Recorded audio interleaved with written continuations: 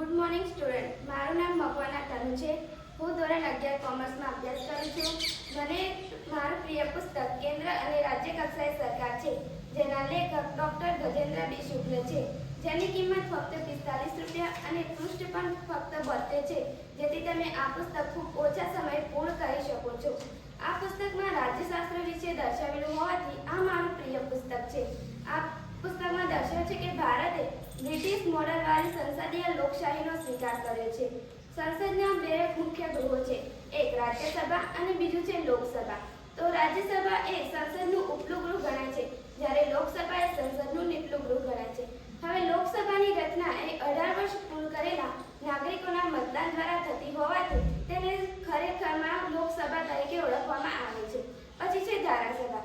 તો ભારતના રાજ્યોમાં બે પ્રકારની ધારાસભા જોવા મળે છે, એક ગૃહવાળી ધારાસભા અને બે ગૃહવાળી ધારાસભા. હવે ભારતના 5 રાજ્યો ઉત્તરાખંડ, બિહાર, મહારાષ્ટ્ર, જમ્મુ કાશ્મીર અને કર્ણાટક. ભારતના આ 5 રાજ્યોમાં દ્વિગૃહી ધારાસભા જોવા મળે છે, જ્યારે ભારતના બાકીના રાજ્યોમાં ફક્ત એક ગૃહવાળી ધારાસભા જોવા મળે છે. હવે વિધાનસભા છે, જે ધારાસભાનું સૌથી લોકપ્રિય ગૃહ ગણાય છે, કારણ કે તેમાં લોકોનું પ્રત્યક્ષ પ્રતિનિધિત્વ હોય છે. પછી જોવા જઈએ તો આ બધી સત્તાઓ રાષ્ટ્રપતિના નામે હોય છે, તેથી રાષ્ટ્રપતિનું સ્થાન સર્વોચ્ચ આદર અને પ્રતિષ્ઠાનું છે. તમે મને શાંતિથી સાંભળી અને અહીં બોલવાની એક તક આપી તે બદલ ખૂબ ખૂબ આભાર.